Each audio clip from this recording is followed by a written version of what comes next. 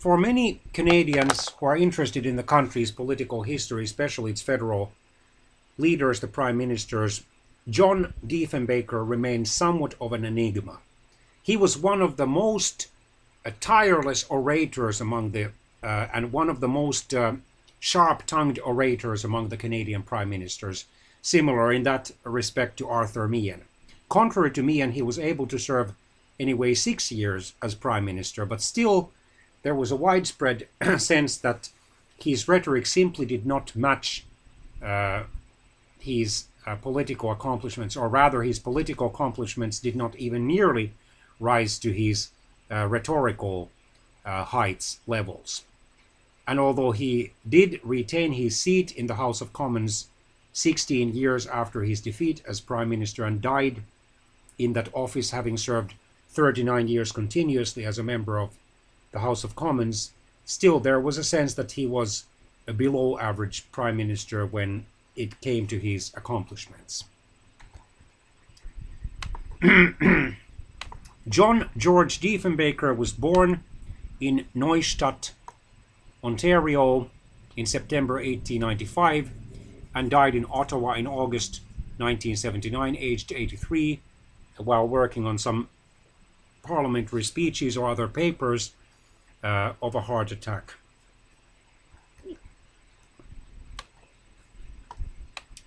He was of mixed German and Highland Scottish descent. His family's original surname had been Diefenbacher.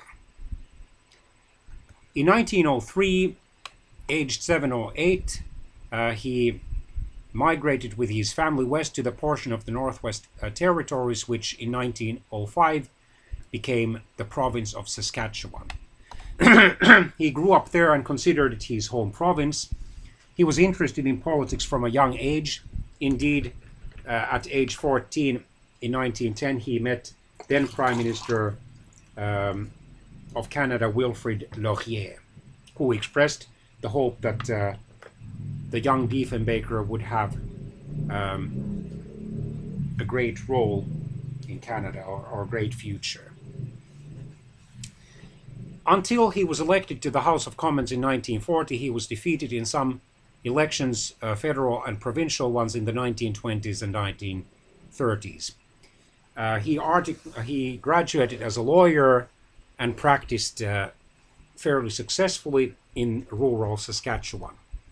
In 1956, he was elected as the leader of the Progressive Conservative Party of Canada. Aged 61, quite many fellow progressive conservatives, expected him to be an interim short-term leader. He surprised them by narrowly defeating the Liberals in the June 1957 Canadian federal parliamentary elections, and then in March 1958 he became so far the last prime minister to have led his party to gain a majority of the popular vote and over 75% of the seats in the House of Commons, or about 75% of the seats.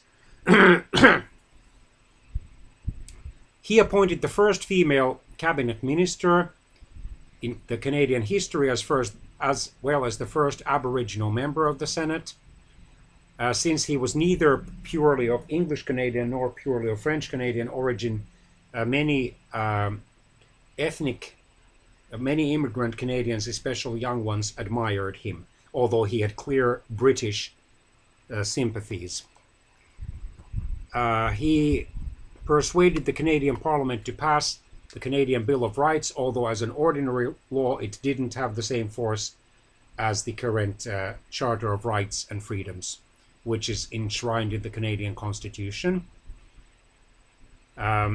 He granted the vote to the First Nations and Inuit peoples. He strongly opposed apartheid, and that helped to secure the departure of South Africa from the British Commonwealth. However, he was undecided on whether to accept Bomarc nuclear missiles from the United States, and that led to his government's downfall. He had distant and even somewhat hostile relations with the young US President John Kennedy. He had, however, got along notably well with Kennedy's predecessor Dwight Eisenhower, For example, because of the fact that both of them belonged to that pre-1900 generation, both had grown up on the prairies as well. He's also remembered for his role in the 1959 cancellation of the Avro Arrow project. He was able to lead the Progressive Conservatives until 1967, when he only came fifth on the first ballot. He withdrew from the race. He remained, however, a member of the Canadian House of Commons until he died in 1979. His nicknames include Deef and the Chief. He was married twice. His first wife, Edna Brower, died in 1951. He then married Olive Palmer, whom he had dated in his 20s. In 1953, she also predeceased him in 1976. Both marriages were childless, although Olive Palmer had 1 or 2 children from her previous marriage. Yeah, his meeting with Sir Wilfrid Laurier has been questioned in the 21st century. An author suggests that Diefenbaker invented it during an election campaign. In 1915, he received his Bachelor of Arts degree at the University of Saskatchewan and his Master of Arts degree in 1916 from the same university. He was part of a contingent of 300 junior officers sent to Britain for pre-deployment training in 1916.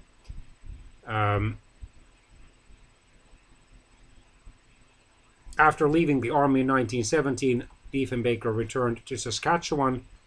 He claimed in his memoirs that he was hit by a shovel, and the injury eventually resulted in it being sent home to recover from his injuries. However, his army medical records do not show any contemporary account of such an injury. His biographer Dennis Smith speculates that any injury of Diefenbaker was psychosomatic.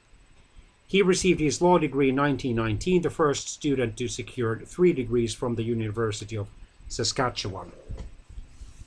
On June the 30th, 1919, he was called to the bar, and on July the 1st, he opened a small practice in the village of Waco, Saskatchewan.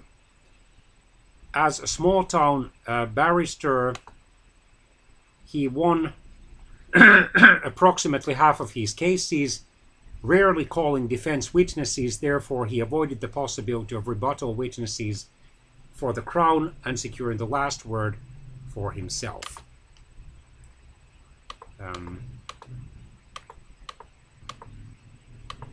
For a while, he led the Progressive Conservative Party of Saskatchewan from his law office.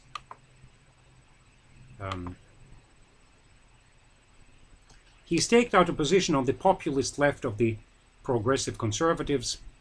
He called for a Bill of Rights, calling it the only way to stop the march on the part of the government towards arbitrary power.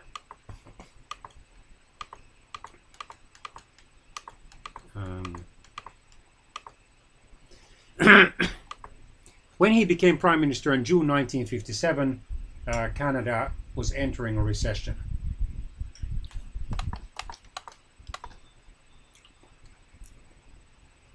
And the recession officially began in 1958.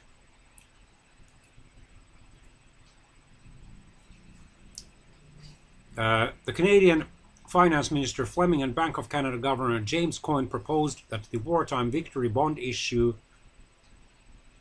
which constituted 2/3 of the national debt and which was due to be redeemed only by Canada's centennial year as a confederation in 1967, be refinanced to a longer term.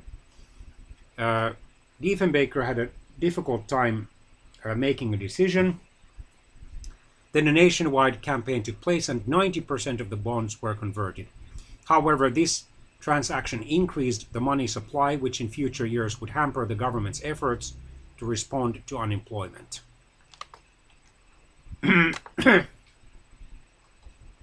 He pursued a One Canada policy seeking equality of all Canadians and as a part of that philosophy, he was unwilling to make special concessions to Quebec's francophones.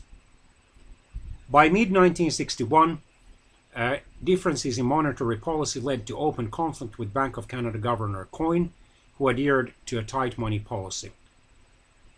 And then,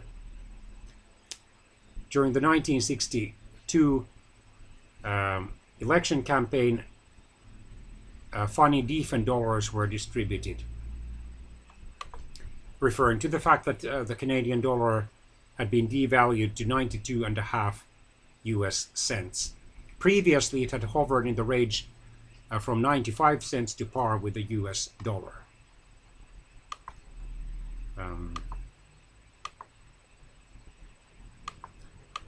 Let's see.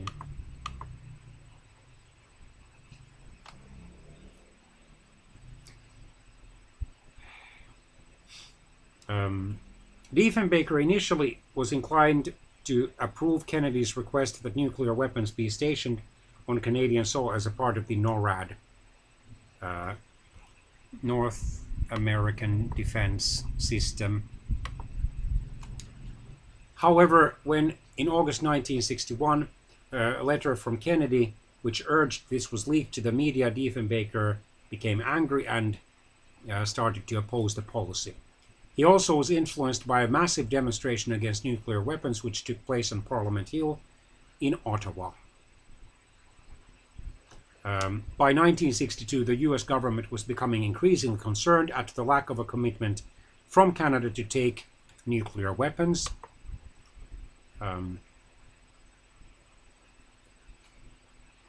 Canada even changed its ambassador to the United States, and the new ambassador, Charles Ritchie, was coolly received by Kennedy and found that the squabble was affecting progress on a number of issues.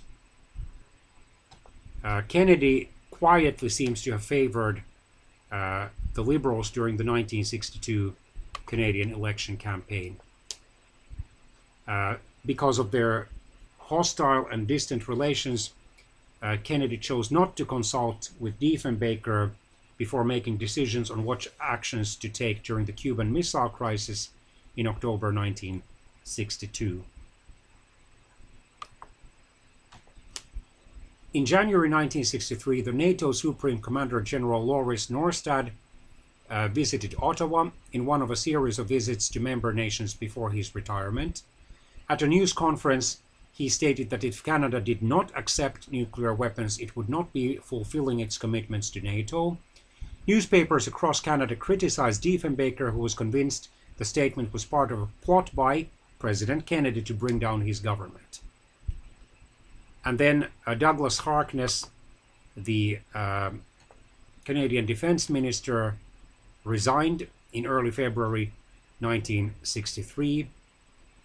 At least 5 other cabinet ministers favored Diefenbaker's ouster, and he bluntly told him on resigning that Diefenbaker no longer had the Canadian people's confidence.